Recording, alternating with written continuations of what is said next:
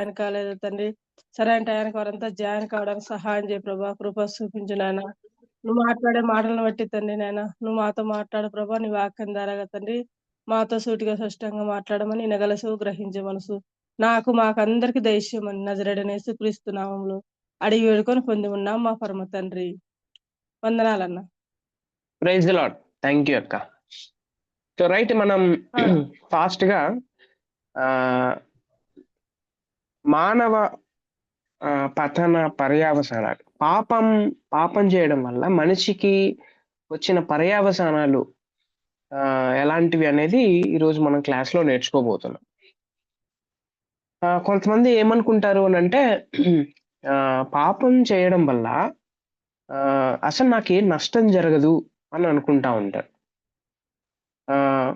So అయితే మనిషి పాపం చేయడం వల్ల ఆదాము దగ్గర నుంచి ఇప్పటి వరకు ఎవరైతే పాపం చేశారో వారి పర్యావసానాలు ఎలా ఉంటాయి, వారికి ఎలాంటి నష్టాలు జరుగుతాయి, వారు ఎలాంటి పరిస్థితుల ద్వారా వెళ్తారు అనేది ఈరోజు మనం నేర్చుకోబోతున్న లెసన్. సో రైట్, అయితే దీంట్లో ఫస్ట్ పాయింట్ ఏంటి అని అంటే వ్యక్తిగత పర్యావసానాలు.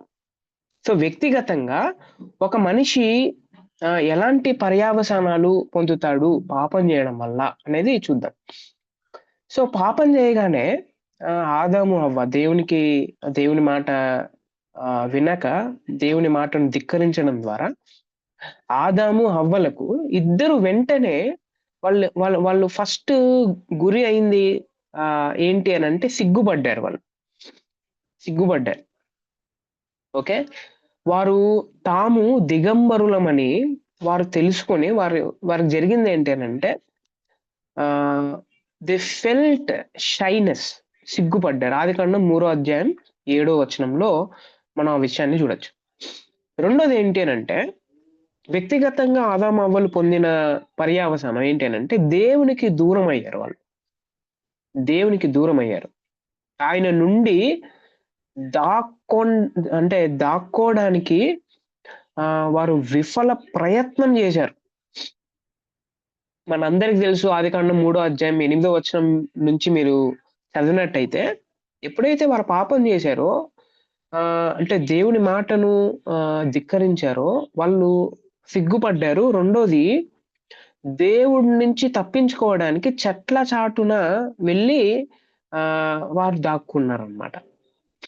అందుకే పాపం చేసే వాళ్ళు ఫస్ట్ ఎలాగా వాళ్ళని మనం గుర్తుపట్టచ్చు, లేకపోతే నేను పాపం చేస్తున్నానని నేను ఎలా గుర్తుపట్టచ్చు అని అంటే నాకు తెలియకోకుండానే నేను నా దేవుడికి దూరం అయిపోతాను. నా దేవుని మాట ఏంటి నేను వద్దనుకుంటాను. సో ఈ రోజుల్లో మనం చాలా చూడొచ్చు ఏంటి అని అంటే దేవుని మాటకు అంటే దేవుని వాక్యానికి, తర్వాత ప్రార్థనా జీవితానికి, తర్వాత సంఘపు ఆరాధనకు, లేకపోతే ఫెలోషిప్కి సో చాలా మంది దూరం అవుతుంటారు because of so many reasons. Okay, so this is the first, అంటే ఈ దూరం అవ్వడం అన్నది ఏమైతే ఉందో this is the first step. ఏంటి అని అంటే నేను పాపం చేస్తున్నానని గుర్తుపట్టడానికి this is the first step. నేను దేవునికి దూరం అవుతాను. మూడోది, దేవుడు ఎలా స్పందిస్తాడో అని వారికి భయం వేసింది. భయం అనేది మూడవ పర్యావసానం. భయపడ్డం ఎవరికి? తీర్పుకి. ఏం చేస్తారో, నేను ఈ తప్పు చేశాను, దీని కాన్సిక్వెన్స్ ఎట్లుంటుందో, దీని పర్యావసానం ఎట్లుంటుందో, ఆయన ఏమనుకుంటాడో అన్ని నేనేం చేస్తాను అని అంటే సత్యానికి భయపడతాను.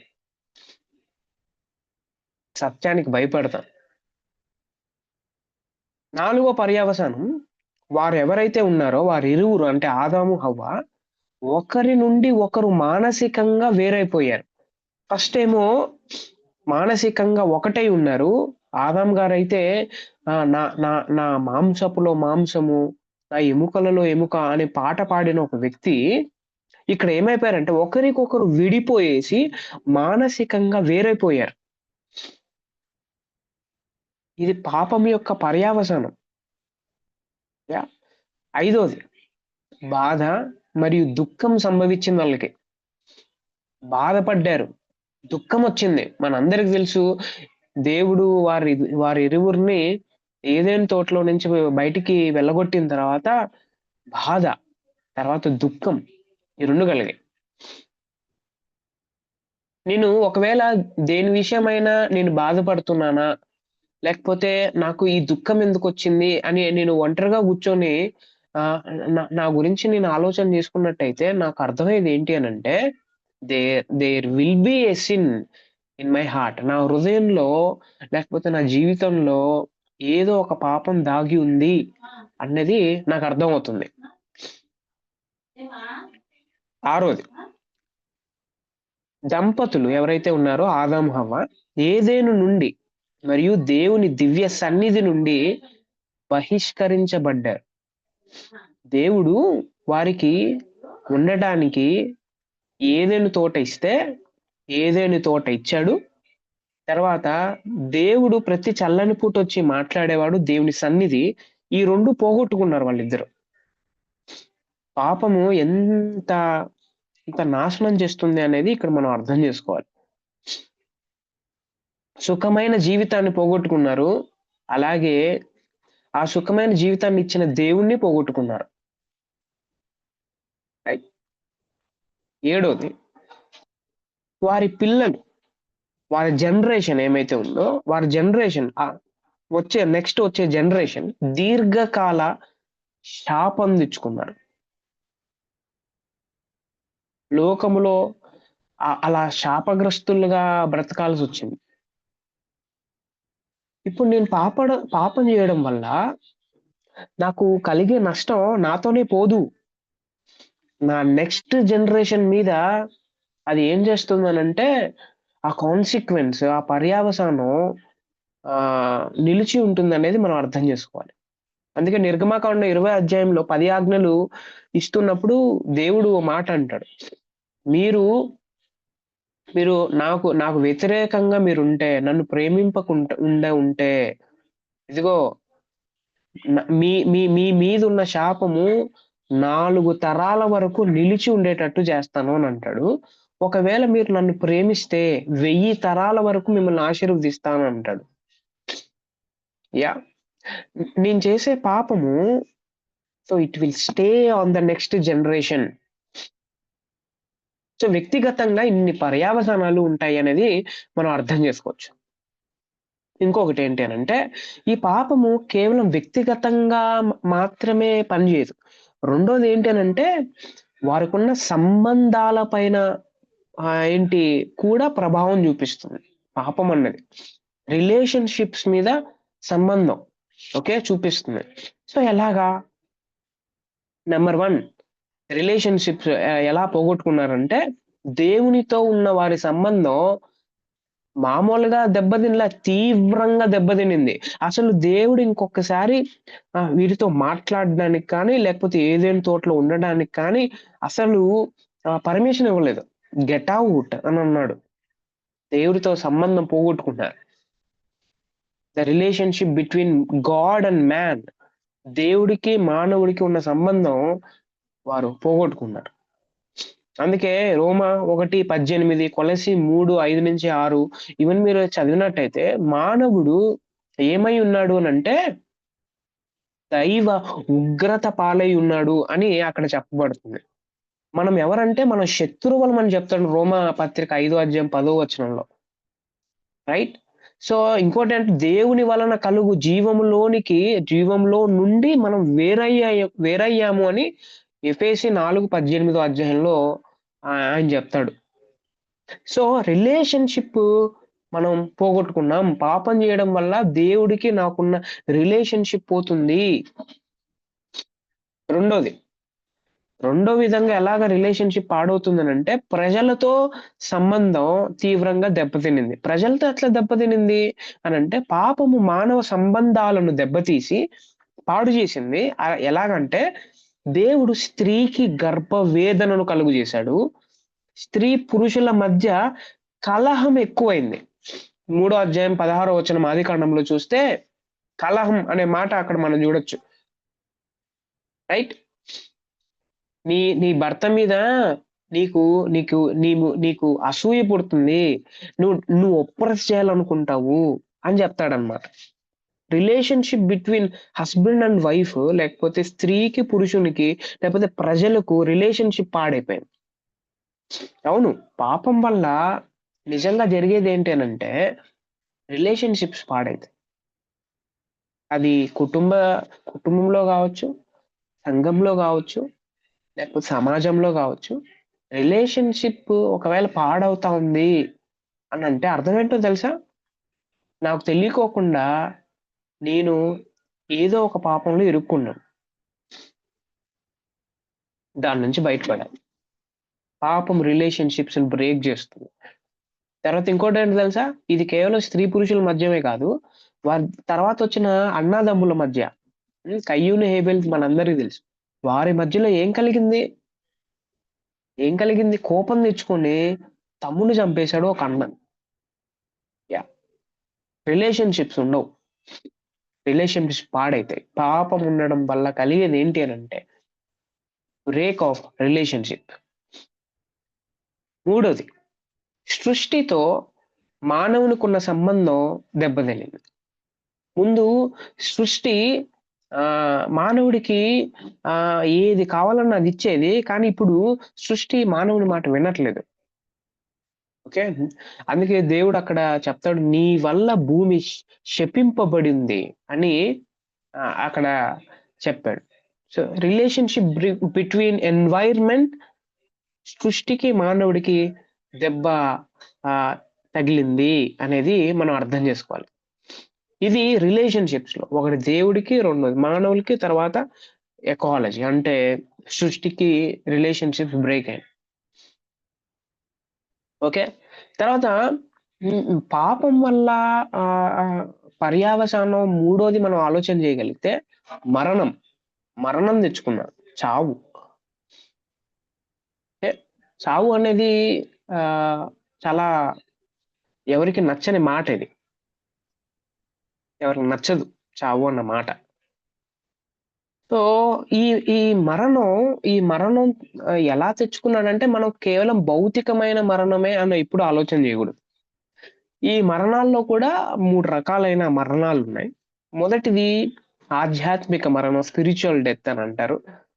సో ఈ ఆధ్యాత్మిక మరణం గురించి అర్థం చేసుకోవాలంటే యెషయా గ్రంథం 59వ అధ్యాయం మొదటి 2 వచనాలు మీరు చదవగలిగితే, మీ దోషములు మీకును మీ దేవునికిని అడ్డముగా వచ్చెను, మీ పాపములు ఆయన ముఖమును మీకును పరచెను. తర్వాత ఆదికాండం 3వ అధ్యాయం 7-8 చదివితే, అప్పుడు వారిద్దరి కన్నులు తెరవబడ్డాయి, వారు తాము దిగంబరులమని తెలుసుకొని అంజూరపు ఆకులు కుట్టి తమకు కచ్చడములను చేసుకొనిరి. చల్లని పూటను ఆదామును అతని భార్యయు తోటలో సంచరించుచున్న దేవుడైన యెహోవా ఎదుటికి రాకుండా తోట చెట్ల మధ్య దాగుకొనగా అనే మాట మనం చూస్తాం. దెన్ ఏమైంది? ఇలా పాపం చేయడం వల్ల వాళ్ళు దాక్కోవడానికి కారణం ఏంటి? వాళ్ళు కన్నులు తెరవబడ్డానికి కారణం ఏంటి? దోషములు దేవునికి మనకు అడ్డంగా వచ్చాయి అని అంటున్నాడు, మరుగు చేయబడ్డాయి అని అంటున్నాడు. ఎందుకు అలా జరుగుతా ఉంది అనంటే, మీరు ఎఫెసీ 2వ అధ్యాయం 1వ వచనం 5వ వచనం చదివితే అక్కడ పౌలు గారు దీనికి సంబంధించిన ఒక విషయం మాట్లాడతాడు. ఏంటి అనంటే, మీ అపరాధములు చేత, పాపముల చేత మీరు ఏమైపోయారు తెలుసా? ఎందుకు ఇట్లా భయపడుతున్నారు తెలుసా? ఎందుకు దేవునికి దూరంగా వెళ్ళిపోతున్నారు తెలుసా అనంటే, మీరు ఆధ్యాత్మిక చచ్చిన వారై ఉన్నారు. మనము మన అపరాధముల చేత చచ్చిన వారమై ఉన్నప్పుడు యేసుక్రీస్తు ఈ లోకానికి వచ్చాడు అని అక్కడ పౌలు గారు చెప్తారు. Yes, we are. పాపం చేయడం వల్ల ఈ భయము లేకపోతే ఇట్లాంటివన్నీ ఎందుకు వచ్చాయనంటే, వీఆర్ స్పిరిచువల్లీ డెడ్. మనం స్పిరిచువల్ గా, ఆధ్యాత్మికంగా చచ్చిపోయాం. అప్పుడు ఒక క్వశ్చన్ వస్తుంది. ఏం క్వశ్చన్ అనంటే, అసలు ఆధ్యాత్మిక మరణం అంటే ఏంటి? మామూలుగా భౌతిక మరణం చచ్చిపోయినట్టేనా? లేకపోతే దాన్ని ఎలా మనం అర్థం చేసుకోవాలి అన్నప్పుడు మనం అప్పుడు ఇంటర్ప్రిటేషన్‌కి ఎళ్ళాల. హెర్మెనెటిక్స్‌లో మనం నేర్చుకున్నాం గదా! ఏ వాక్యం ఎలా చదవాలో. అది ఇంటర్ప్రిటేషన్ అనేది మనం సరిగ్గా ఉపయోగించుకున్నట్టయితే మనకు చాలా రీజన్స్ దొరుకుతాయి. ఆ రీజన్స్ ఇక్కడ ఇచ్చాను చూడండి. ఆధ్యాత్మిక మరణం అంటే దేవుని నుండి దూరం అవ్వడం. ఒక వ్యక్తి దేవుని నుండి దూరం అయ్యాడు అనంటే వాడు ఆధ్యాత్మిక చచ్చిపోయాడు. తర్వాత రెండోది శరీరానుసారమైన మనస్సు కలిగి ఉండటం. ఆత్మానుసారమైన మనసు గాదు. అందరు వాళ్ళు ఎలా అయితే ఆలోచన చేస్తారో ఈయన గూడా అలాగే ఆలోచన చేస్తాడు. వారికి ఏమైతే కోరికలుంటాయో ఈయనకి గూడా అదే కోరికలుంటాయి. వారు ఎలాగైతే ఎంజాయ్ చేస్తారో ఈయన కూడా అలాగే ఎంజాయ్ శరీరానుసారమైన మనసు. అది ఎవరికైతే ఉంటుందో ఆధ్యాత్మికంగా చనిపోయారు. అవును. కొంతమంది సంఘాల్లో వారు ఆధ్యాత్మికంగా ఆలోచన జేయరు. వాళ్ళకి ఏం గావాలంటే ఎంటర్‌టైన్‌మెంట్ గావాలి. వాళ్ళకేం గావాలంటే అంటే పబ్ కల్చర్ గావాలి. వాళ్ళకేం గావాలి అనంటే ఆ లోకంలో ఉన్నవన్నీ గావాలి. తర్వాత అప్పుడప్పుడు చర్చిలో యేసు ప్రభుని అలా మొక్కుకొని మనం ఎళ్తాం అన్నమాట. శరీరానుసారమైన మనసు. మూడోది పాపములో నడవడం. అపరాధములలో, పాపములలో నడవడం. అంటే దాని ప్రకారంగా నడవడం. కొంతమంది అంటా ఉంటారు. ఏమంటారంటే ఆహ్, "ఏం కాదులే ఇది ఇంత చిన్న విషయం ఏమైద్ది? ఇది గూడా ఆహ్, ఇట్లా తీసుకుంటే ఎలాగని" కొంతమంది రాజీ పడిపోతా ఉంటారు కదా! ఓకే. హ్మ్. కొంతమంది ఏం చేస్తా ఉంటారంటే సంఘానికొస్తుంటారు. చేసే చెడ్డ కార్యాలన్నీ చేస్తా ఉంటారు. ఓకే. చెడ్డ కార్యాలునంటే మద్యపానం, లేకపోతే ధూమపానం, లేకపోతే ఇంకా మిగతా విషయాన్ని ఏమైతే మీరు అంటే దేవుడికి వ్యతిరేకంగా ఉన్నాయో, బైబిల్‌కి వ్యతిరేకంగా ఉన్నాయో అవన్నీ మీరు ఆలోచన చేయొచ్చు. వాటి ప్రకారం నడుచుకోవడం ఆధ్యాత్మికంగా చచ్చిపోవడం. నాలుగోదేంటి అనంటే ఆధ్యాత్మిక అజ్ఞానం కలిగి ఉండటం. స్పిరిచ్యువల్‌గా ఆలోచన చేయకపోవడం. ఓకే. కొంతమందిని చూస్తే చాలా చాలా ముచ్చటేస్తుంది. వీళ్ళని చూస్తేనే చాలా స్పిరిచ్యువల్‌గా ఉన్నారు. చాలా ఆధ్యాత్మికంగా మాట్లాడతాడు అని అంటా ఉంటాం గదా! అలా ఉండకపోవడం ఆధ్యాత్మికంగా చచ్చిపోవడం. నెక్స్ట్ పాయింట్ ఏంటంటే అవిశ్వాసం కలిగి ఉండటం. విశ్వాసం గాదు. అవిశ్వాసం కలిగి ఉండటం ఆధ్యాత్మికంగా చనిపోవడం. అందుకే విశ్వాసం మనందరికి చాలా అవసరం. ఈ రోజుల్లో చర్చిల్లో విశ్వాసులు తక్కువైపోయినారు. చర్చిల్లో విశ్వాసులు కనబడట్లేదు. విశ్వాసం కలిగి ఉన్న వాళ్ళు కనబడట్లేదు. చర్చ్‌కొచ్చే వాళ్ళంతా విశ్వాసులు అనడం నాకైతే నవ్వు తెప్పిస్తుంది. ఎందుకనంటే, సో, ఈ రోజుల్లో చర్చెస్‌లో మనం బిలీవర్స్‌ని చూడలేం. అంటే విశ్వాసుల్ని చూడలేం. మనం ఎవరిని చూస్తాము అనంటే, మనం యాక్టర్స్‌ని చూస్తాం. యాక్టింగ్ చేసే వాళ్ళని చూస్తాం. ఎలాగా? ఆరాధన చేసినట్టు నటించే వాళ్ళు ఎక్కువ మందుంటారు చర్చిల్లో. హ్మ్. తర్వాత తర్వాత ఎలా పడితే అలా నటిస్తుంటారు. మనందరికి తెలుసు అది. సో, అందుకే మనం విశ్వాసంలో ఉండటం చాలా ప్రాముఖ్యం. ఈ విశ్వాసాన్ని మరణం వరకు కాపాడుకోవడం చాలా కష్టం. నెక్స్ట్ పాయింట్ నేను చెప్తున్నా. నెక్స్ట్ పాయింట్ ఏంటి సుఖభోగములు. సుఖం సుఖభోగములలో జీవించడం. సో, ఇది వేరే రకంగా మనం అర్థం చేసుకోకూడదు. అంటే ఎలా అంటే హ్మ్. దేవుడు మనందరికీ సుఖం ఇస్తాడు. మనందరికీ మనకు కావాల్సినవన్నీ ఇస్తాడాయన. అయితే అదుంటేనే, అదుంటేనే నేనుంటాను. ఆ! అది అది ఏంటనంటే అది సుఖభోగములనమాట. ఓకే. అలా ఉంటేనే నేను చేస్తాను. అది లేకోకుండా వీళ్ళు బతకలేరనమాట. ఓకే. సో, లగ్జరియస్ లైఫ్ అనేది బైబుల్‌కి చాలా వ్యతిరేకం అది. కొన్నిసార్లు మనం బాధలు గుండా ఎళ్ళాల్సొస్తుంది. కొన్నిసార్లు అది లేకపోయినా మనం జీవించాల్సొస్తుంది. అలాగ లేకపోతే మనం స్పిరిచ్యువల్‌గా మనం చనిపోయిన వాళ్ళం అని అర్థం చేసుకోవాలి. నెక్స్ట్ పాయింట్ ఏంటంటే చివరిది వేషధారణ అన్నది ఆధ్యాత్మికంగా చనిపోవడం. వేషాధారణ. ఇప్పుడే చెప్పాను కదా! వేషాధారణ. యాక్టింగ్ అని అంటా ఉంటాం కదా! వేషాధారణ. సో, ఇవి ఆధ్యాత్మికంగా చనిపోవడం. అయితే ఈ ఆధ్యాత్మిక మరణం ఎలా వచ్చింది అనేది మనం అర్థం చేసుకోవాలంటే, దేవుడైన యెహోవా ఆదాముకు మంచి, చెడులు వివేకములిచ్చు ఫల వృక్షాలని తినొద్దు అని చెప్పాడు గదా! మనందరికి తెలుసది. ఒకవేళ తింటే వారు నిశ్చయముగా చచ్చిపోతారు మీరు అని చెప్పాడు. అది గూడా చెప్పాడు. అయితే ఆదామవ్వలు వాళ్ళేం చేశారు మనందరికి తెలుసు. తీసుకొని ఆ ఫలాల్ని తిన్నారు. దాని పర్యావసానముగానే దాని పర్యావసానం ఓకే. ఆధ్యాత్మిక మరణం వచ్చింది. ఓకే. దేవుడి మాట వినకపోవడం వల్ల వచ్చింది ఏంటి అనంటే, ఆధ్యాత్మిక మరణం వారిద్దరికీ పరిమితం కాక, వారి సంతానమైన మనుషులందరికీ నేచర్‌తోనే స్వభావ సిద్ధంగానే ఆధ్యాత్మిక మరణం వచ్చేసింది. ఓకే. నేచర్‌తోనే ఇప్పుడు నేనున్నాననుకోండి. నాకు లగ్జరీస్ లవ్ కావాలా? లేకపోతే ఆహ్, హ్మ్. కొంతమందికి అవిశ్వాసం ఉంటుందనమాట. అది వారు సెపరేట్‌గా తెచ్చుకుంది కాదు. ఆల్రెడీ వాళ్ళ నేచర్‌లోనే, వాళ్ళ బిహేవియర్‌లోనే అవిశ్వాసం ఉంది. దాన్ని అధిగమించాలి. అదే విశ్వాసం. రైట్?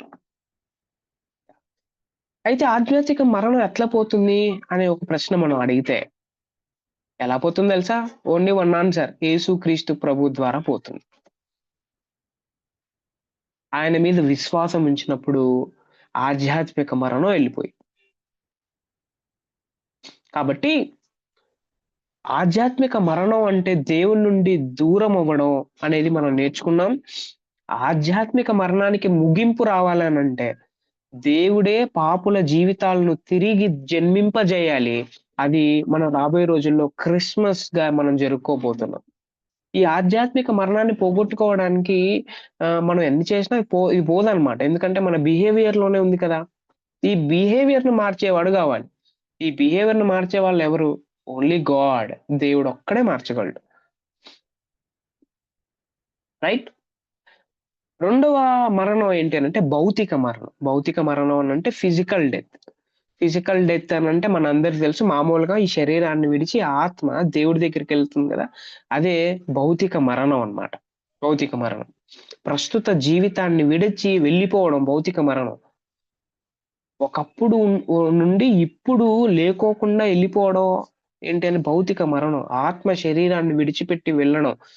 చల చలనం అంటే చలనం లేని స్థితి. శరీరం మట్టిలోకి ఆత్మ దేవుని యొద్దకెళ్తుంది గదా! హ్మ్. సో, అది భౌతిక మరణం అంట.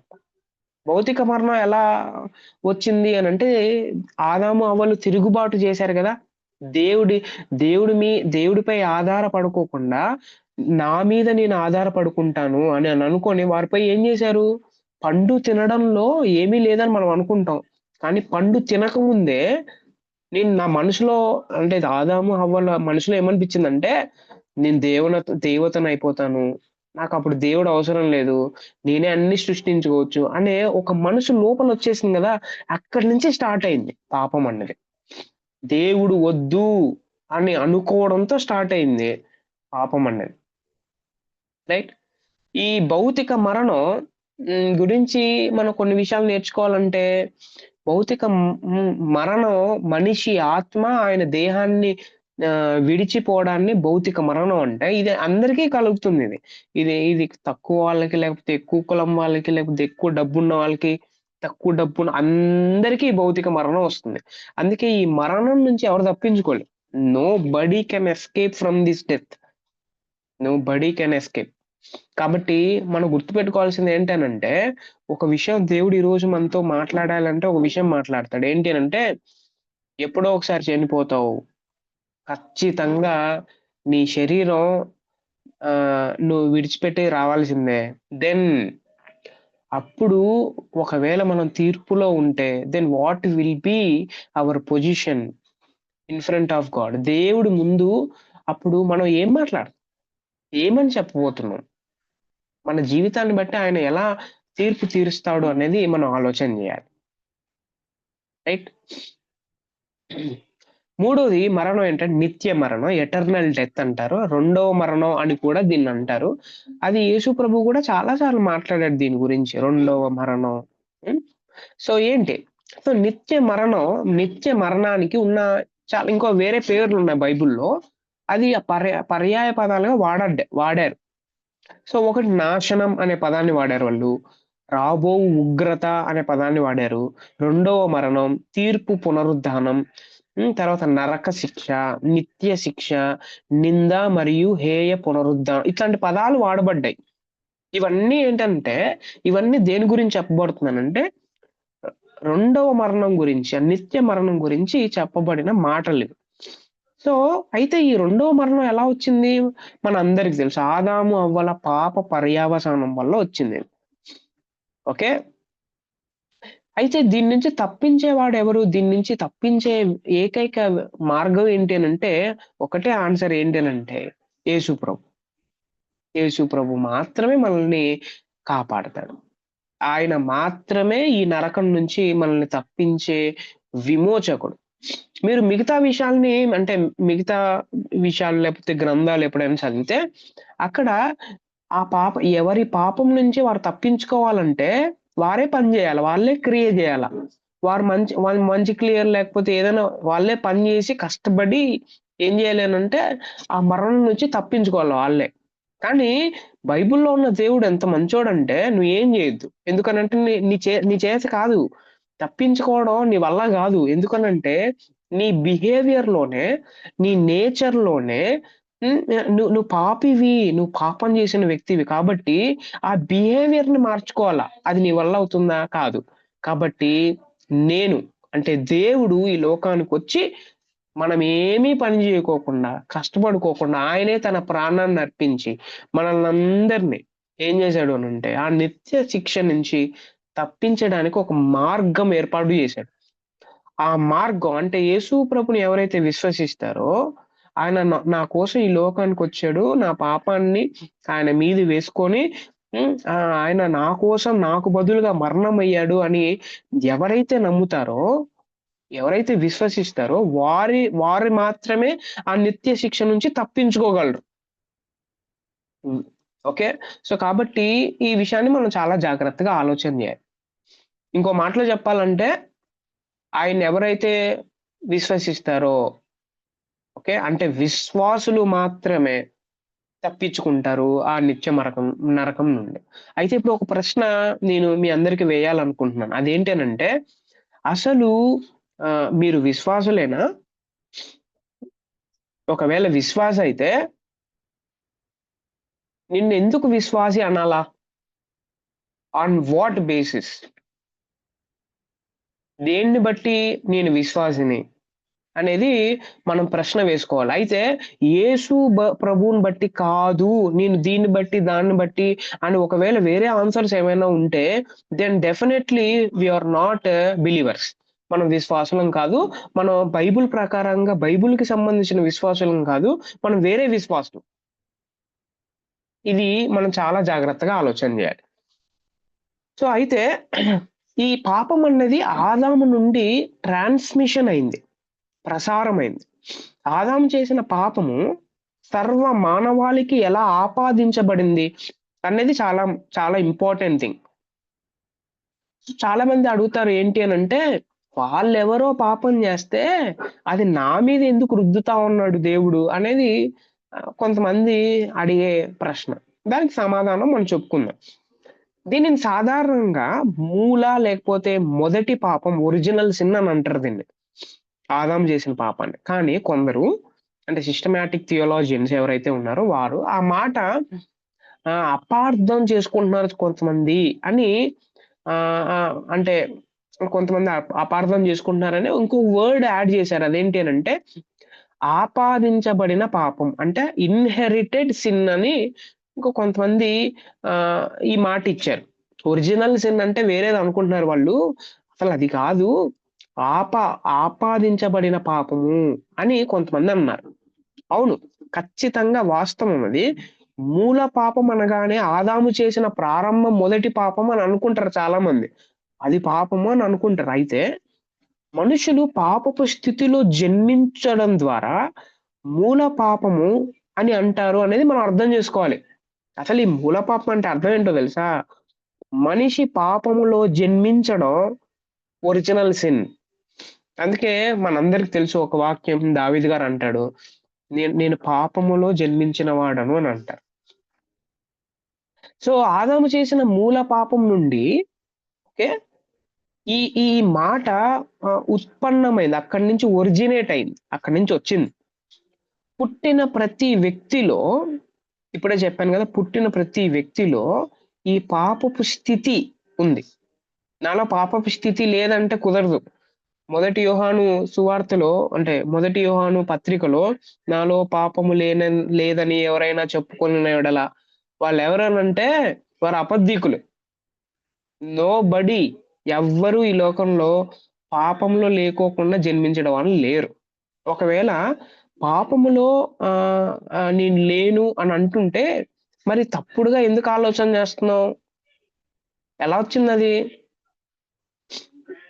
అనేది ఒకవేళ ప్రశ్న అడిగితే వారు దీనికి సమాధానం చెప్పలేరు. రైట్? అయితే దీని గురించి మనం ఇంకా బాగా అర్థం చేసుకోవాలంటే ఫాస్ట్‌గా వెళ్తాను. ఆదాము చేసిన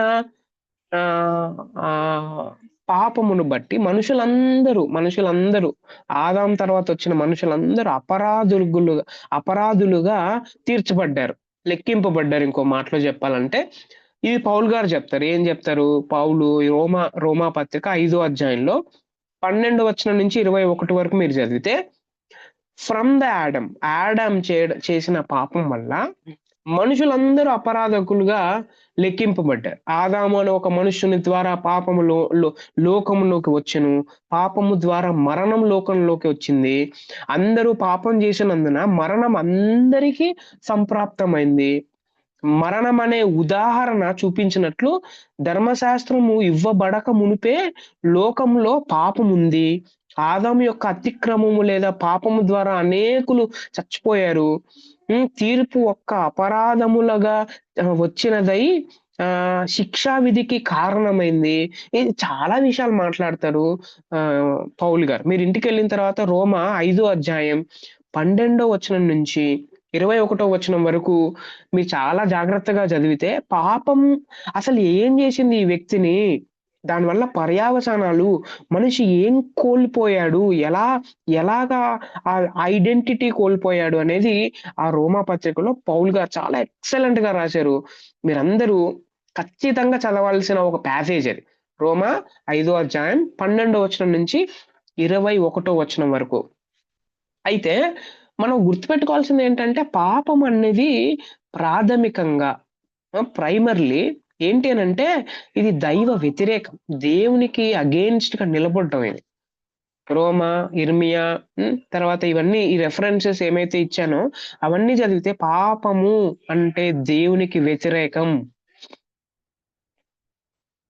ఈ పాపం అనేది ఆదాము పాపాన్ని బట్టి మానవ లోకములో ప్రవేశించింది. ఆదాము పాపం చేయడం వల్ల పతనాన్ని కలుగజేసింది ఈ పాపం. అందుకే మీరు ఆదాము యొక్క పాప ఫలితాలు ఒకసారి ఒక ఆలోచన చేస్తే రోమా 5వ అధ్యాయం నుంచి మనం చదవగలిగితే, పాపాన్ని బట్టి అనేకులు మరణించారు, శిక్షను తెచ్చింది, మరణం ఏలింది. తర్వాత ఆయన యొక్క అపరాధమును బట్టి ప్రజలందరూ శిక్షా విధి పొందారు.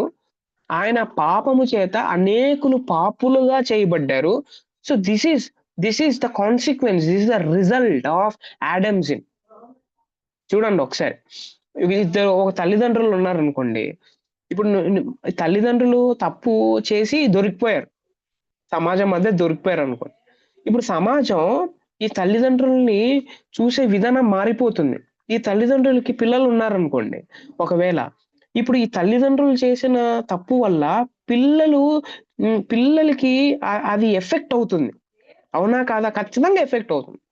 వీళ్ళు చేసిన తప్పుడు వల్ల పిల్లల మీద ఎఫెక్ట్ చూపించి సమాజం ఏం చేస్తుంది అంటే వీరిని వీళ్ళలాగే, ఈ తల్లిదండ్రులలాగే భావించి వీరు కూడా దోషులే అన్నట్లు చూస్తుంది అనమాట.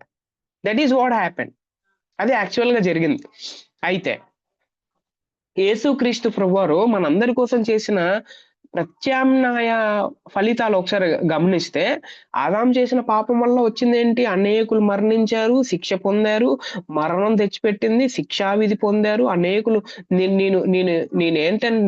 నేను సిన్నర్ అని ఒప్పుకునేటట్టు చేసింది. ఇవన్నీ వచ్చాయి. అయితే యేసుక్రీస్తు ప్రభువారి వల్ల మనకేం వచ్చాయి తెలుసా?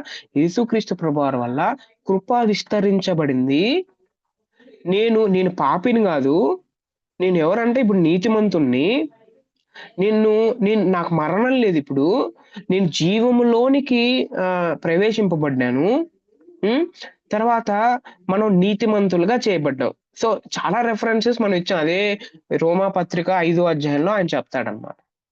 సో యేసుక్రీస్తు ప్రభువారు వల్ల మనందరికి వచ్చిందనంటే కృప విస్తరించబడింది. కృప విస్తరించబడింది. I'm not a sinner. నేను ఇప్పుడు పాపిని కాదు. నేను ఎవరినంటే యేసు ప్రభు ద్వారా నేను నీతిమంతుణ్ణి ఇప్పుడు. కానీ నిజంగా నీతిమంతున్నా? నిజంగా నీతిమంతుని కాదు యాక్చువల్ చెప్పాలంటే. సో నేను నేను నేను చనిపోయేంత వరకు నా బిహేవియర్ నా పాపంలో పాపం ఉంది కాబట్టి, సో నేను ఖచ్చితంగా ఏదో ఒకసారి ఖచ్చితంగా తప్పిపోతాను. అయినా కూడా నేను కేవలం యేసు ప్రభువుని విశ్వసించాను కాబట్టి God will see from his lens. ఆయన దృష్టిలో నుంచి చూసి మనల్ని నీతిమంతులు అని అంటాడు. మనం పరిశుద్ధులుగానే ఆయన చూస్తాడన్నమాట. సో దిస్ ఈస్ అందుకు మనం ప్రభువుని ఆరాధన చేయాలి. యాక్చువల్లీ ప్రభువుని మనం ఎందుకు ఆరాధన చేయాలి? ఏదో ఇచ్చాడు లేకపోతే ఏదో చేశాడని కాదు. దేవుడు అందరికీ ఇస్తాడు అది. అయితే ఉచితంగా మనందరికి వచ్చింది ఏంటి అని అంటే, నేను ఇప్పుడు నిత్య శిక్షలో లేను, నాకు ఆయన కృప ఉంది, నేను ఇప్పుడు నీతిమంతుణ్ణి, నేను ఇప్పుడు పరిశుద్ధుణ్ణి, అందుకు నేను ఆరాధన చేయాలి. యా తర్వాత నెక్స్ట్ పాయింట్ మనం చదవగలిగితే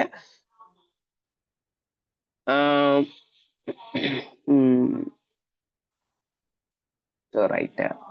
ఈ మరణం మనుషులందరినీ ఎలా పాడు చేసింది అని ఒకవేళ మనం ప్రశ్న వేసుకుంటే, చాలా రకాలుగా పాడు చేసింది. మరణం తెచ్చింది, చీకటి కమ్మింది, కాఠిన్యం అంటే హార్డ్నెస్, తర్వాత బానిసత్వం, అంధత్వం, తర్వాత శరీర కోరికలు, తర్వాత మన ప్రవర్తనలు మారిపోయాయి.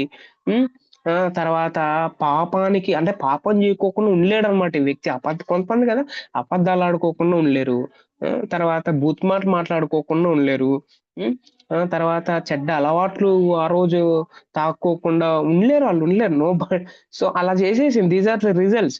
అందుకే మనందరికి తెలుసు రోమా 3లో నీతిమంతులు లేడు ఒక్కడు కూడా లేడు, పరిశుద్ధులు లేడు ఒక్కడు కూడా లేడు. ఎందుకు లేడో తెలుసా? ఇవన్నీ ఉన్నాయి మనిషిలో. ఇంకెందుకుంటాడు? ఆ వ్యక్తి ఎందుకు నీతిమంతుడు అని అంటారు? దేవుడు ఆ వ్యక్తిని నీతిమంతుడుగా చేస్తే తప్ప ఆ వ్యక్తి నీతిమంతుడుగా తీర్చబడే అవకాశమే లేదు అనేది మనం అర్థం చేసుకోవాలి.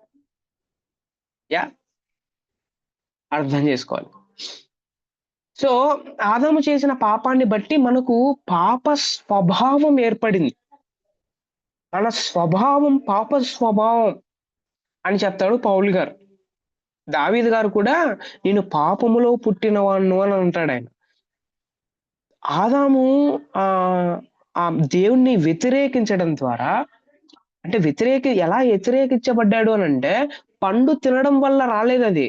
పండు తినకముందే నేను ఆ పండు తినాలా, ఇది దేవుడు చెప్పాడుగా తినద్దని అనే ఆలోచన ఉండదా? ఖచ్చితంగా ఉంటుంది. అయినా కూడా వాంటెడ్లీ వాళ్ళు ఏమనుకున్నారు అని అంటే, ఇదిగో ఇది ఈ స్వభావం దేవుడికి వ్యతిరేకమైంది అని ఆలోచన చేయకోకుండా తెలిసి పోయి పండు తిన్నాడు. అర్థమవుతుంది కదా? ఈ స్వభావం ఏర్పడింది, అందరికీ ఏర్పడింది. ఈ స్వభావం నాలో లేదు అనడానికి లేదు. అందుకే రోమా 7:18 ఒకవేళ మీరు చదివితే, మన స్వభావం మంచిది కాదు అని రాస్తాడు అక్కడ. మన స్వభావం మంచిది కాదు.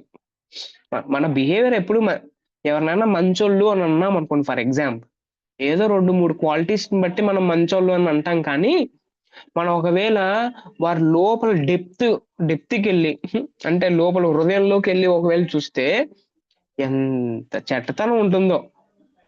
ఓకే. సో మనిషి మంచివాడు కాదు మామూలుగానే, రైట్. సో అయితే ఇంకోటి ఏంటంటే ఇంకో విషయాలు కూడా రెఫరెన్సెస్ కూడా ఉన్నాయి. అదేంటంటే మానవులు చేసే మంచి పనులు, ఓకే, మానవులు చేసే మంచి పనులు దేవుని దృష్టిలో ఎట్లాంటివి అంటే మురికి గుడ్డతో సమానం అని అక్కడ మనం చూడొచ్చు. మురికి మురికి అంటే అంటే టేబుల్స్ తుడిచేది అట్లా మురికి గుడ్డతో సమానం అని మనం అనుకుంటాం. ఆ మురికి గుడ్డ కాదు అక్కడ వాడబడింది. యాక్చువల్ హీబ్రూలో వాడబడింది ఏంటంటే ఒక స్త్రీ పీరియడ్స్ వచ్చినప్పుడు ఈ రోజుల్లో అయితే డైపర్స్ లేకపోతే ఇట్లాంటివన్నీ వచ్చాయి. కానీ ఆ రోజుల్లో అట్లాంటివి లేవు. వాళ్ళు వస్త్రాలను చుట్టుకునేవాళ్ళు. ఆ వస్త్రం ఎంత చెడ్డగా అయితే ఉంటుందో ఆ వస్త్రం వాడేసి పడేస్తారనమాట. దాంతో పోల్చాడు. అంత చెడ్డది. ఎవరు ముట్టుకోవడానికి గాని లేకపోతే ఇష్టపడరు. అంత చెడ్డ దాన్ని ఏమంటారు ఆబ్జెక్ట్‌తో పోల్చాడనమాట. మనిషి యొక్క పుణ్యకారాలు లేకపోతే మంచితనాన్ని. సో దీన్ని బట్టి మనకు అర్థమైంది ఏంటంటే మన క్రియలు దేవుని ఎదుట మంచివి కాదు. మంచివి కానే కాదు. మంచివి కాదు. We are not good. మనం మంచి వాళ్ళం కాదు. మనం మంచి వాళ్ళం కాదు. కానీ దేవుడు మనల్ని చూసే విధానం ఏంటి అనంటే మనం మంచోళ్ళుగా చూస్తాడు. మనం నీతిమంతులుగా చూస్తాడు. యాక్చువల్ నా బిహేవియర్ ఎట్లాంటిది? నేను మంచివాడిని కాదు. కానీ ప్రభువును బట్టి నాకు ఈ పేరు వచ్చింది. సో ఇది మనం అర్థం చేసుకోవాలి. సో అందుకని మనం ఇంకో మాటలో చెప్పాలంటే ప్రభువుని ఎందుకు ఆరాధన చేయాలి అనంటే మనకు ఒక ఉన్నతమైన స్థానాన్ని ఇచ్చాడు. ఉన్నతమైన పేరునిచ్చాడు. ఒక మంచి టైటిల్‌ని ఇచ్చాడు మనందరికీ. అదేంటంటే నీతిమంతుడు, పరిశుద్ధుడు. ఈ పేరుని మనం అసలు యాక్చువల్ పెట్టుకోకూడదు.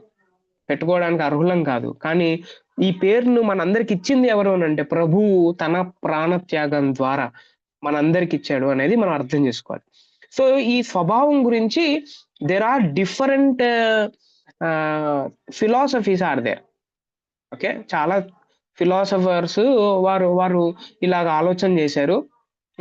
తర్వాత పెలేజియన్ దృక్పథం అని, అర్మేనియన్ దృక్పథం అని, తర్వాత సమైక్య ఆల్ ఫెడరల్ వ్యూ అని, తర్వాత అగస్టిన్ దృక్పథం, ఇట్లా చాలా దృక్పథాలు ఉన్నాయి. వీళ్ళు ఏమనుకుంటారంటే ఇలా అయిండొచ్చు, అలా అయిండొచ్చు ఈ స్వభావం గురించి అని అన్నారు.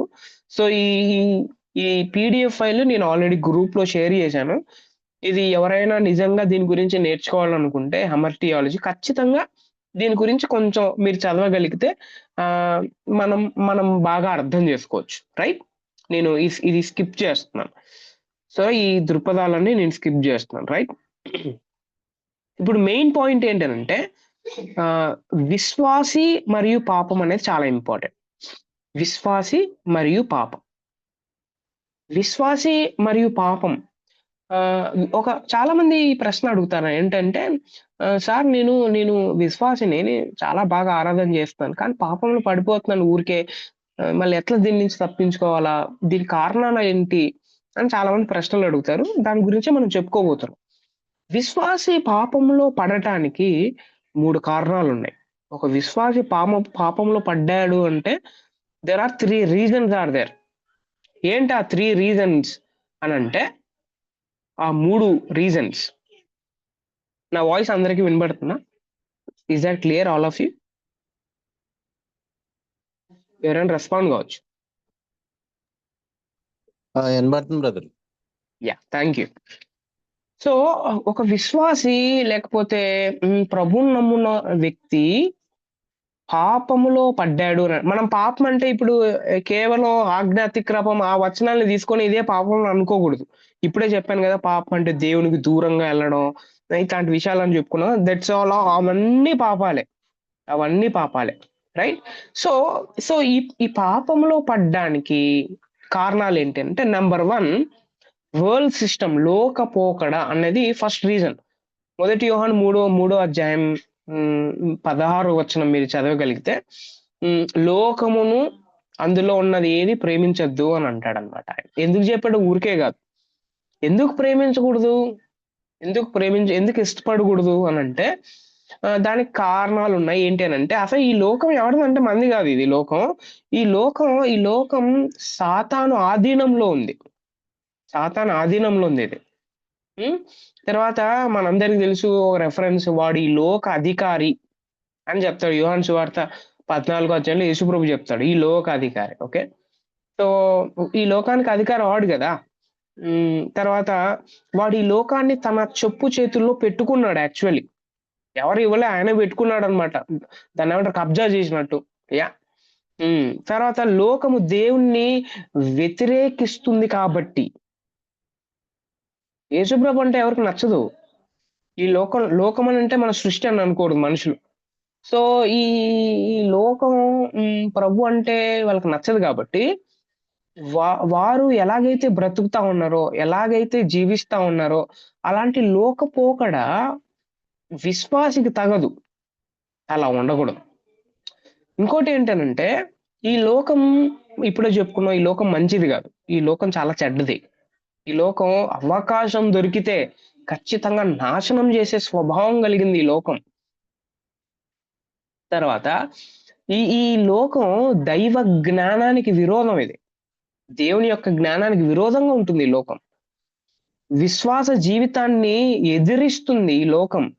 అలా ఉండొద్దు. కొంతమంది అంటా ఉంటారు కదా! ఎప్పుడైనా మనల్ని. సో, ఇట్లాంటివి మనం కూడా ఎదుర్కొని ఉంటాం ఖచ్చితంగా. బాబు మేము ఇట్లాంటివి చెయ్యము. లేకపోతే ఇలా మాట్లాడను. ఇలా చేయను అనంటే, అబ్బా! వచ్చాడు పరిశుద్ధుడు. లేకపోతే వచ్చాడు నన్ను చాలా సార్లు వచ్చాడు యేసుప్రభు అని అన్నారు చాలామంది. సో, సో ఈ ఈ ఈ విశ్వాసుల్ని అంటే ప్రభువుని ఎవరైతే ఆరాధన చేస్తా ఉంటారో, లేకపోతే ప్రభువుని మీద ఎవరైతే ఆధారపడి వెళ్తా ఉంటారో వాళ్ళనందరిని వద్దంటుంది. వాళ్ళని వెక్కిరిస్తుంది, వాళ్ళని ఏడిపిస్తుంది, వారి మీద జోకులేసుకుంటుందన్నమాట ఈ లోకం. రైట్.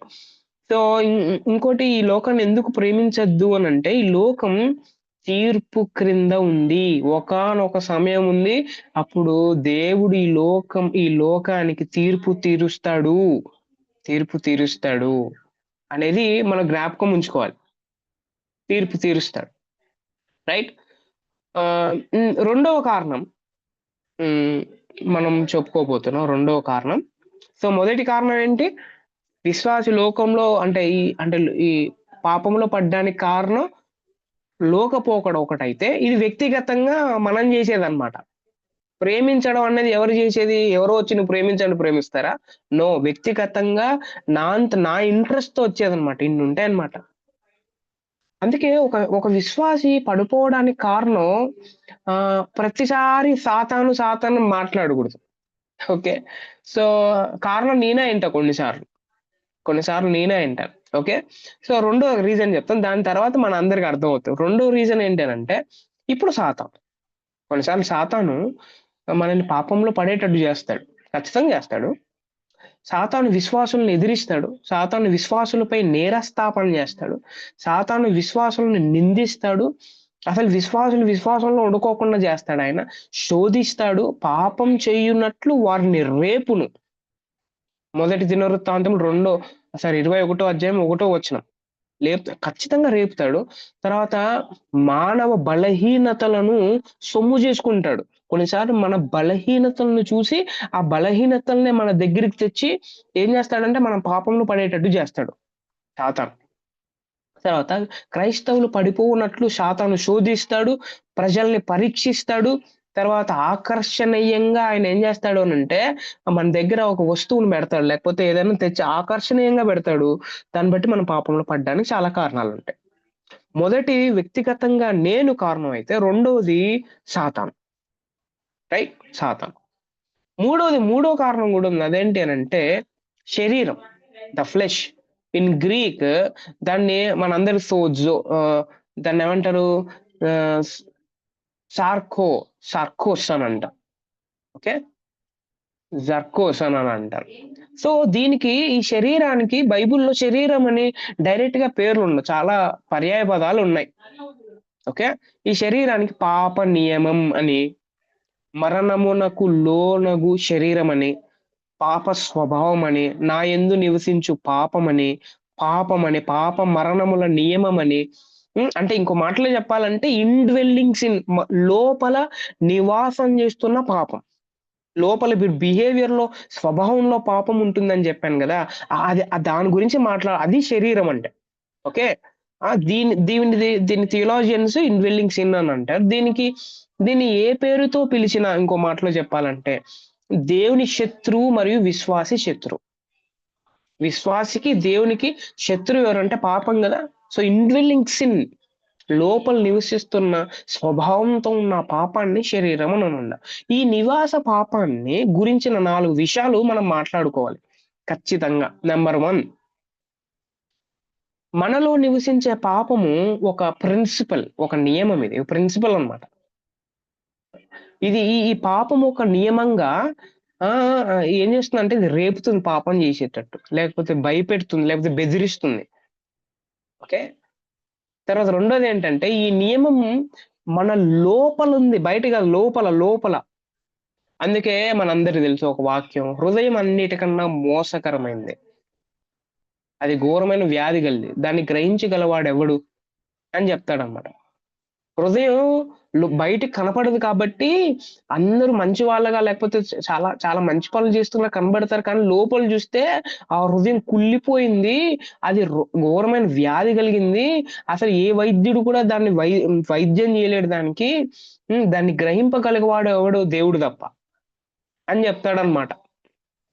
సో సో దీని నుంచి మనం తప్పించుకోలేం.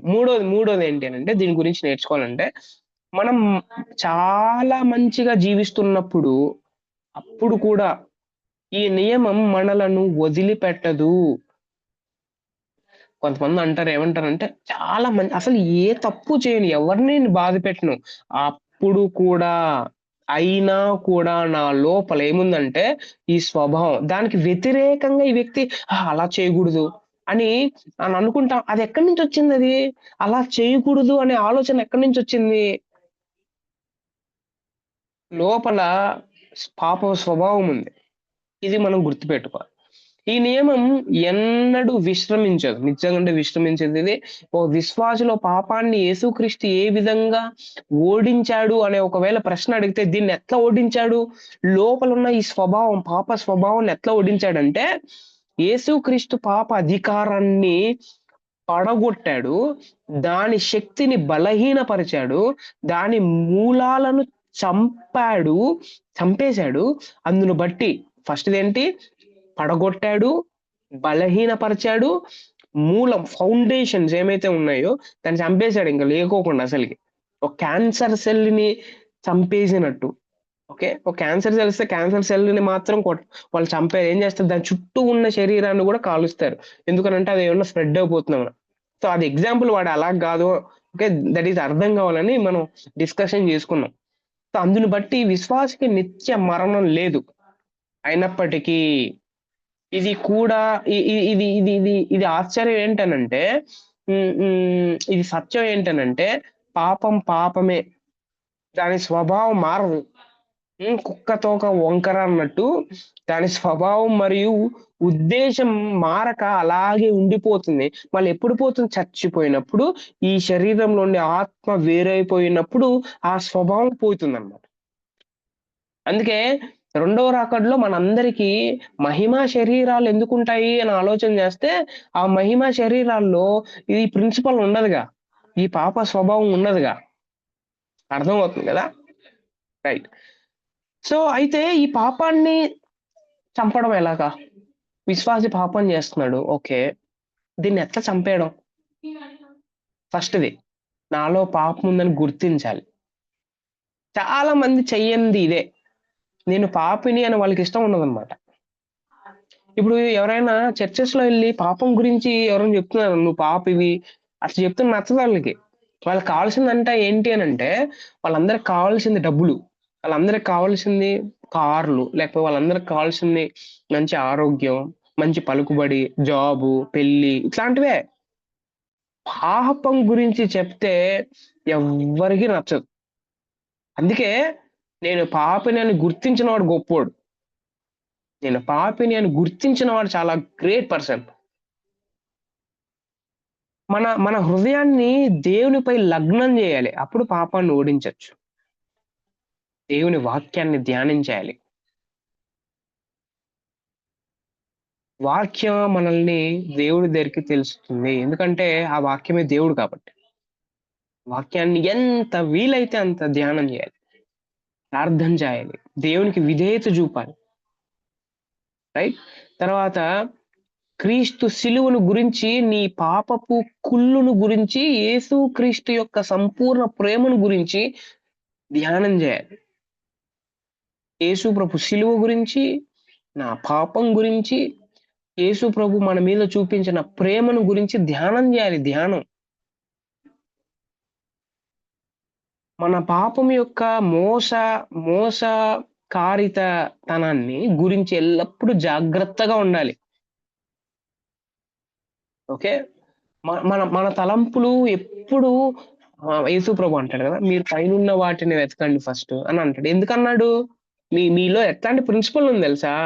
మనందరిలో పాపం యొక్క ప్రిన్సిపల్ ఉంది, స్వభావం ఉంది. ఇప్పుడు ఆ ప్రిన్సిపల్ పెట్టుకొని నేను అలా చేస్తా ఇలా చేస్తా అంటే కుదరదు, ఖచ్చితంగా తప్పిపోతాం. అందుకే మీరు ఎలా ఉండాలంటే మీ ఆలోచనలు ఎప్పుడు పైన వాటి గురించే ఉండాలి అని చెప్తాడు ఆయన. దేవుడు మనకిచ్చిన కృపా సాధనాలను, శోధనను ఎదుర్కొనుటకు విరివిగా వాడాలి. దేవుడు మనకు కృపా సాధనాలు ఇచ్చాడు కదా, దాంతో అవి వాడాలి. ఆ కృపా సాధనాలని దేవుని మహిమ కొరకు జీవించాలి. ఇవన్నీ ఎప్పుడైతే ఒక మనిషి చేస్తాడో, ఒక విశ్వాసి చేస్తాడో, అప్పుడు ఆ విశ్వాసి పాపాన్ని జయించగలడు. లేకపోతే ఎప్పటికీ జయించలేడు. విశ్వాస జీవితంలో పాప ఫలితాలు, ఒకవేళ పాపం చేస్తే వచ్చే నష్టాలు ఏంటి?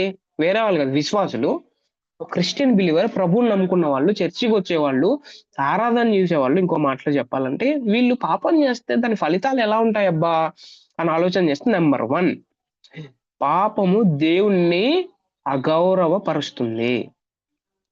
దేవుడు అంటే రెస్పెక్ట్ ఉండదు ఈ వ్యక్తికి. ఎవరు? ఈ పాపం చేసే వ్యక్తికి. కొంతమంది అంటా ఉంటారు కదా, ఇలా ఉండకూడదు బ్రదర్, లేకపోతే ఇలా ఉండకూడదు సిస్టర్ అని అంటే, బైబిల్ మనం బైబిల్ ప్రకారంగా జీవించాలి, మనకు మాదిరి యేసు ప్రభు అంటే అవన్నీ పక్కన పెట్టామని చర్చిల్లో ఈ వ్యక్తికి there will be no respect. ఆ వ్యక్తి ఇంకో ఏమంటాడు తెలుసా? అవసరమైతే నరకానికైనా వెళ్తా, కానీ చేసేదే అని అంటారు ఈ వ్యక్తి. They don't know the consequence of హెల్. అసలు హెల్ యొక్క ఇంటెన్సిటీ ఎత్తుంటుందో తెలియదు వీళ్ళకి. రైట్. సో నెంబర్ 1, దేవుణ్ణి అగౌరవపరుస్తాడు ఈ వ్యక్తి. ఓకే, అగౌరవపరుస్తుంది. రెండోది ఏంటంటే, ఇంకో మాటలో చెప్పాలంటే, ఒక విశ్వాసి పాపం చేస్తే దానివల్ల చెడ్డ పేరు దేవుడికి వస్తుంది. కొంతమంది అంటూ ఉంటారు కదా, పిల్లలు ఏమంటారంటే, ఏమంటే మా తల్లిదండ్రులకి చెడ్డ పేరు రాకూడదని ఇట్లా ఉంటాం అని అంటారు కదా. మళ్ళీ దేవుడు నా తండ్రి అయితే, ఆయన నా పేరెంట్ అయితే, ఆయనకు చెడ్డ పేరు వస్తుందని ఈ విశ్వాసి ఎందుకు పాపం చేస్తాడనే ప్రశ్న మనం అందరం వేసుకోవాలి. ఇంకోటి ఏంటో తెలుసా? పాపం చేయడం వల్ల విశ్వాసి ప్రార్థనలకు జవాబులు రాకోకుండా చేస్తుంది విశ్వాసి చేసే పాపం అనేది మనం అర్థం చేసుకోవాలి. పరిశుద్ధాత్మను దుఃఖపెడుతుంది. ఒక విశ్వాసి పాపం చేస్తే ఆయన చాలా బాధపడతాడు ఆయన. 4, దైవ దీవెనలో ఆశీర్వాదాలు రాకోకుండా చేస్తుంది. రక్షణ ఆనందం తీసివేస్తుంది. కొంతమందికి అంటే సాల్వేషన్ ఎక్స్పీరియన్స్ అంటే రక్షణ ఆనందం, రక్షింపబడ్డాడు అనే ఆనందం, ఆ సంతోషం ఉండదన్నమాట వాళ్ళకి. ఎందుకు లేదనంటే పాపంలో ఉన్నాం. 6, ఆధ్యాత్మిక ఎదుగుదల లేకోకుండా చేస్తుంది. ఆధ్యాత్మిక ఎదుగుదల ఎలా వస్తుంది? దానికి ఎదుగుదల మనం న్యూమెటాలజీలో పరిశుద్ధాత్మ దేవుడు ఇచ్చే కృపావరాలు లేకపోతే ఆత్మఫలాలు మనం చూసాం. ఆ ఎదుగుదల ఉండదు ఈ వ్యక్తికి, ఇంకా కిందకి ఎలా కృషించుకోపోతా ఉంటాడు. 7, దేవుడి నుండి శిక్ష తెస్తుంది. దేవుడు ఆ వ్యక్తిని శిక్ష తెస్తాడు. బ్రతికున్నప్పుడు తెస్తాడా, లేకపోతే చనిపోయినప్పుడు తెస్తాడా, లేకపోతే ఎట్లా చేస్తాడో తెలీదు, కానీ ఖచ్చితంగా దేవుడి శిక్షకు లోనవుతాడు ఆ వ్యక్తి, ఆ విశ్వాసి అనేది మనం అర్థం చేసుకోవాలి. ప్రభు పనిలో వాడుకోకుండా చేసేస్తుంది ఆ పాపం. పనికిరాని పాత్రలుగా మారుస్తుంది. అవును, కొంతమంది పరిచర్యలో వాడుకోకుండా అంటే పరిచర్లో వాడబడుకోకుండా దూరంగా వెళ్ళిపోతా ఉంటారు. దానికి సాకులు చెప్తా ఉంటారు చాలా మంది. ఓకే. ఇంకో రీజన్ కూడా ఉంది. అదేంటనంటే కొంతమంది కొన్ని చర్చెస్‌లో ఛాన్సెస్ ఇవ్వరు. ఓకే. వాళ్ళు మాత్రమే కనబడతా ఉంటారు. నేను వాళ్ళ గురించి మాట్లాడట్లేదు. కానీ ఒక విశ్వాసి పరిచర్యలో వాడబడుకోకుండా ఉండడానికి కారణం ఆ విశ్వాసి పాపం చేస్తున్నాడనేది మనం అర్థం చేసుకోవాలి. 9 క్రైస్తవ సహవాసమును కలుషితం చేసేస్తాడు ఈ వ్యక్తి. క్రైస్తవ సహవాసం ఫెలోషిప్ ఏమైతే ఉందో కలుషితం చేసే వ్యక్తిగా ఉంటాడు ఈ వ్యక్తి. చివరిది భౌతిక జీవితాన్ని, ఆరోగ్యాన్ని, ఓకే, భౌతిక జీవితం ఏమైతే ఉందో తర్వాత ఆరోగ్యాన్ని ప్రమాదములోనికి నెట్టివేస్తుంది పాపం. అవును, నిజంగానే ఒక విశ్వాసి పాపం చేయడం వల్ల జరిగేది ఏంటంటే ఉన్నట్టుండి ఆ వ్యక్తి అన్‌హెల్తీనెస్ అయిపోతుంది. ఉన్నట్టుండి ఏమైనా రోగాలు వచ్చేస్తాయి. ఇది ఖచ్చితంగా జరుగుతుంది. బైబిల్ చెప్పేది 1 కొరింథీ 11:29-30 వరకు చదివితే these are the consequences when he will do the sin. Okay. So విశ్వాసిలో పాపం యాక్చువల్‌గా ఉండదు. అంటే ఏలదు. దేవుడు ఏలుతా అంటాడు ఆ వ్యక్తిని. కానీ విశ్వాసములోనే జీవించి ఒక వ్యక్తి పాపం ఖచ్చితంగా చేయగలడు. కాబట్టి దాని నుంచి మనం చాలా జాగ్రత్తగా మనల్ని మనం కాపాడుకోవాలి. అందుకే గళితీయులకు రాసిన పత్రిక 5వ అధ్యాయంలో బాబు ఈ పాప స్వభావం మన హృదయంలోనే మనతోనే మనం చనిపోయేంత వరకు ఉంటుంది కాబట్టి అయితే నేను చెప్పింది ఏమనగా అనంటే నేను చెప్పున్నది ఏమనగా పౌలు గారు చెప్తున్నాడు ఆత్మానుసారంగా నడుచుకోండి. ఎందుకు మీ హృదయంలో ఆత్మ నివసిస్తున్నాడు కదా, ఆయన చెప్పినట్టు నడుచుకోండి. లోపల ఇంక పాపం ఉంది కదా, దాన్ని చెప్పినట్టు నడుచుకోవద్దండి. అప్పుడు మీరు శరీరేచ్ఛను నెరవేర్చరు. ఎంత బాగుంది కదా ఇది. ఆత్మానుసారంగా నడుచుకోండి. అప్పుడు మీరు లోపలున్న ఆ ఇన్‌డ్వెల్లింగ్ సిన్ ఏమైతే ఉందో దాన్ని నెరవేర్చరు మీరు. దాని మాట ఇనరు అని చెప్తున్నాడు. అందుకే పరిశుద్ధాత్మ మాట వినాలా? లేకపోతే శరీరం చెప్పినట్టు వినాలా? Decision is ours. డెసిషన్ మనది. పరిశుద్ధాత్మ దేవుడొచ్చి బలవంతంగా మనం చేసేటట్టు చేయడు. మనకు ఇష్టం ఉండాలి. రోమా 8:13లో మీరు శరీరానుసారముగా ప్రవర్తించిన ఎడల అని అంటాడు. ఏమై ఉండండి దాని వలన చావవలసిన వారయుందురు గాని ఆత్మచేత శరీర క్రియలను చంపిన ఎడల మీరు చచ్చిపోరు మీరు. చూడండి చివరిగా రోమా 7:24-25 చదివితే అయ్యో నేనెంత దౌర్భాగ్యుడను, ఇట్టి మరణమునకు లోనగు శరీరము నుండి, అంటే ఇప్పుడే చెప్పే శరీరం అంటే ఇన్‌డ్వెల్లింగ్ సిన్, లోపల ఉన్న పాపం స్వభావం, ఈ పాపం స్వభావం నుండి నన్ను ఎవడు విడిపిస్తాడు? ఆన్సర్ ఆయనే చెప్తాడు. మన ప్రభు అయిన యేసుక్రీస్తు ద్వారా అని చెప్తాడు. మన ప్రభు అయిన యేసుక్రీస్తు ద్వారా దేవునికి కృతజ్ఞతాస్తుతులు చెల్లిస్తా ఉన్నా. ఎందుకనంటే నన్ను యేసు ప్రభు విడిపించాడు అని చెప్తాడన్నమాట. అవును, పాపం నుంచి కేవలం మనల్ని విడిపించేది ఎవరు అనంటే దేవుడు అన్న విషయం మనం అర్థం చేసుకోవాలి. యేసు ప్రభు మనల్ని ఈ పాపములో నుంచి తప్పించడానికి లోకానికి వచ్చాడు. ఆయన విశ్వసించిన వారు మరణంలోకి పాత్రులు గారు, వారు జీవంలోకి వెళ్తారు. యేసు ప్రభు వారిని ఏల్తాడు అనే విషయం చాలా చక్కగా హమ్మర్ థియాలజీ అనే ఈ క్లాస్ లో మనం అర్థం చేసుకున్నాం. Thank you so much. So ఇంతటితో క్లాస్ అయిపోయింది.